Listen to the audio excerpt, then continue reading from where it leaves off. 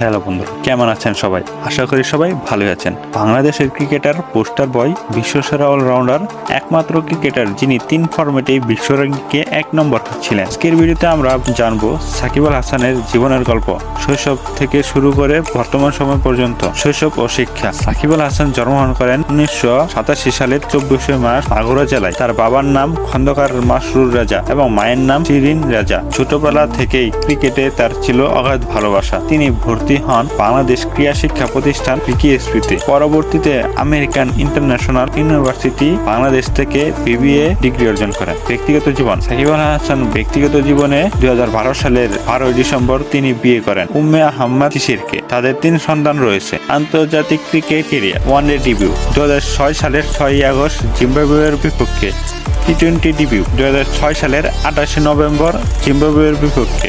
Test ডিবিউ 2007 সালের 18 মে ভারতের বিপক্ষে চট্টগ্রামে। রেকর্ড এবং অর্জন: সাকিব আল হাসান 3 ফরম্যাটেই টেস্ট, ওয়ানডে, টি-20 আইসিসি অলরাউন্ডার র্যাঙ্কিংয়ে নাম্বার 1 হয়েছেন। আইসিসি টি-20 বিশ্বকাপের সর্বোচ্চ উইকেট সংগ্রাহক তিনি। আন্তর্জাতিক ক্রিকেটে 14,000 রান এবং 700 উইকেট নিয়ে তিনি সর্বকালের সেরা অন্যতম অলরাউন্ডার। একাধিকবার গ্রামীণ ফোন, প্রথম আলো স্পোর্টস অ্যাওয়ার্ড জয় করেছেন তিনি। রাজনীতি: খেলাধুলার বাইরেই তিনি রাজনীতিতেও যুক্ত হয়েছেন।